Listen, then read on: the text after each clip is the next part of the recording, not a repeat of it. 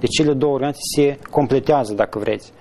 Și dacă ținem cont de faptul că marea majoritate a statelor membri ale Uniunii Europene sunt și state membri ale NATO, deci putem să ne dăm seama că de fapt este vorba despre aceleași state, despre aceleași valori, despre aceleași interese pe care statele europene le promovează prin cele două organizații.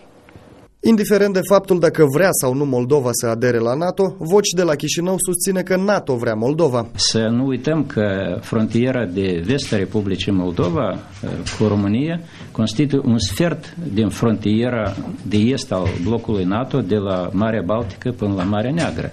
Deci noi suntem o țară destul de importantă în calitate de vecin pentru NATO și NATO nu poate fi indiferentă față de atitudinea Republicii Moldova, în ceea ce privește atitudinea Republicii Моldова față de блоку Норд-Атлантик. Вступать в НАТО значит нарушать Конституцию страны, где четко прописан нейтральный статус нашего государства. Первое.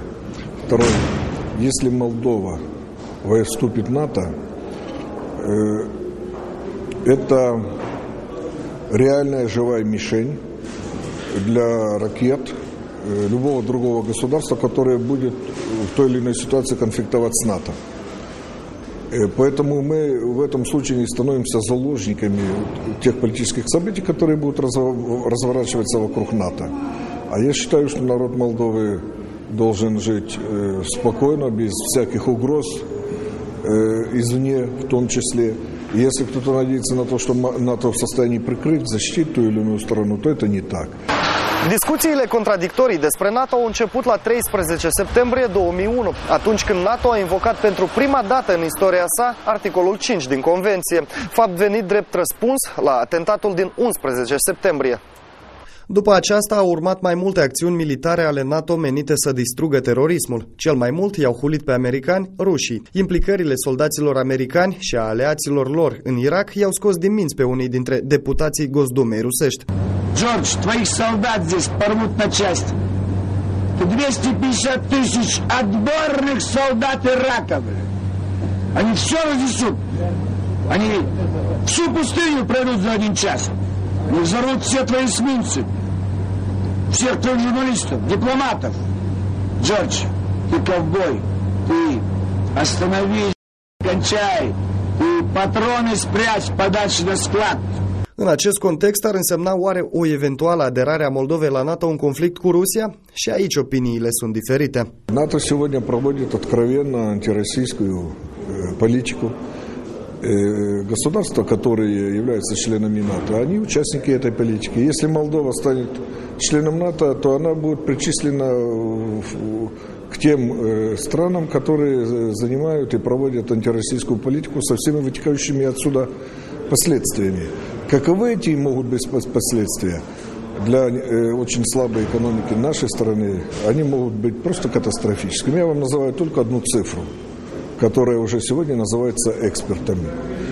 В 2008 году цена на газ в Европе поднимется до $325 за 1000 кубов. За российский газ. Ну, а в следующем году, если сегодня Россия туда поставляет где-то в пределах четверти газа, то в следующем году уже будет треть.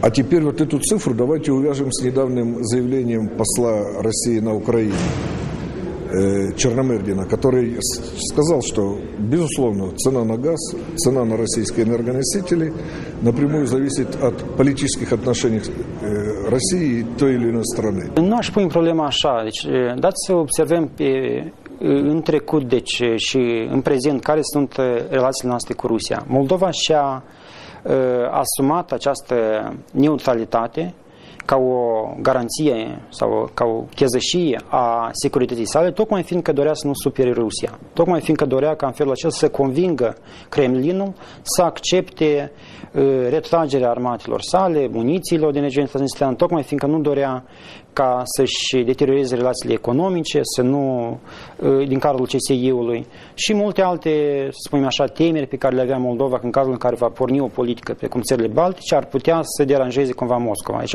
a fost o politică poate gândită într-o perspectivă de scurtă durată, cum spuneam atunci, și în acel moment probabil că Chișinăul a reușit să se mențină în afara tratatului de securitate colectivă din cadrul CSI-ului. Deci a fost o politică rezonabilă la momentul anilor 93, 94, 95, dar situația geopolitică s-a schimbat. Declarându-se neutră, Moldova s-a declarat afară din joc în ceea ce privește relațiile cu alianțele militare. Totodată, Moldova vrea să acceadă în rândul celor mai dezvoltate țări din Europa. O punte în acest sens ar fi NATO. Aderarea la NATO ar schimba însă radical poziția Rusiei față de Moldova, care ne-ar putea taxa cu încă un embargo, cel mai recent fiind al vinurilor. O situație într-adevăr dificilă, luând în considerație ultimile declarații făcute chiar ieri de către președintele Voronin, care a îndemnat toate autoritățile să urmeze responsabil, consecvent și onest calea de integrare europeană a țării. Sigur că rămâne o întrebare deschisă despre ce va discuta președintele Moldovei în cadrul apropiatei vizite la NATO, care va avea loc, dacă nu greșesc, în prima decadă a lunii decembrie. Sunt Gabriel Călin, ne revedem săptămâna viitoare, la revedere!